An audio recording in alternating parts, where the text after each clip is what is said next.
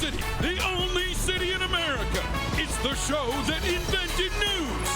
This is The Daily Show with your host, Charlamagne the God.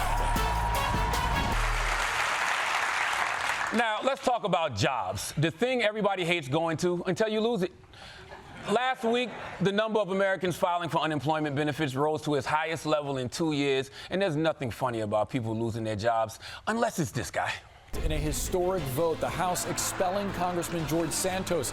He's the first House member removed from the chamber in more than 2 decades. The first to not be convicted of a crime in 50 years or so. The George Santos saga is officially over. 311 members voted to remove Santos, 105 of them Republicans. George Santos began putting on his coat even as the vote to expel him was still underway. Within hours of his House colleagues voting to make him just the 6th member in history expelled from office, crews were changing the locks on his Washington office doors. Damn, they wasn't playing with him at all. They weren't taking no chances, right? They changed the locks immediately. Though I'm not sure that'll do anything. This guy stole money from a sick service dog. You think he wouldn't crawl through an air vent?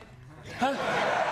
But yeah, that, my friends, is the end of former Congressman George Santos, and he knew it was coming too. He put on his coat before the vote was even over. Well, let me correct myself. He put on a coat. For all we know, there's another congressman like, somebody stole my coat.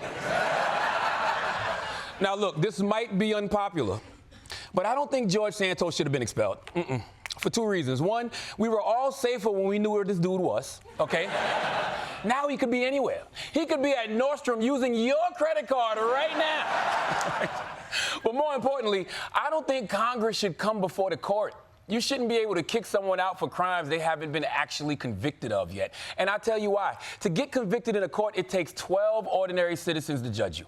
And I trust 12 randos off the street way more than 435 congresspeople. That's right.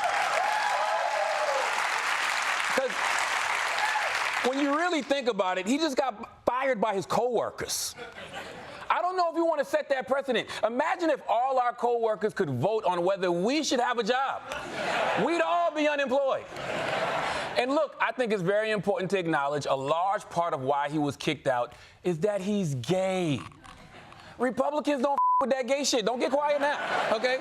He could never be a full part of that club. Yes, he was a scam artist who stole and lied, but Republicans are ride or die with all kinds of lies and crooks. I'm just saying, look at their track record. If you're LGBT, they'll make you GTFO. Well, GTFO plus, okay? Now, let's move on to another group of scammers who got caught scamming. If you remember back in 2019, a bunch of rich parents and celebrities got busted for faking their kids' college admissions. Yeah. And one of those celebrities was actress Felicity Huffman, who white people know from Desperate Housewives, and who black people, we simply don't know. Well, Felicity did her time, and now she's back on the streets to clear her name. This morning, Felicity Huffman is explaining publicly for the first time why she felt the need to break the law to get her daughter into college. It felt like I had to give my daughter a chance at a future. And so it was sort of like my daughter's future, which meant I had to break the law. And I know hindsight is 20/20, but it felt like I would be a bad mother if I didn't do it. The Oscar nominee paid $15,000 for someone to falsify the results of her daughter's SAT exam. She says in this that when the whole incident went down, she actually didn't even think it was real. Take a listen to her here. They woke my daughters up at gunpoint. Again, nothing new to the black and brown community. This is The Daily Show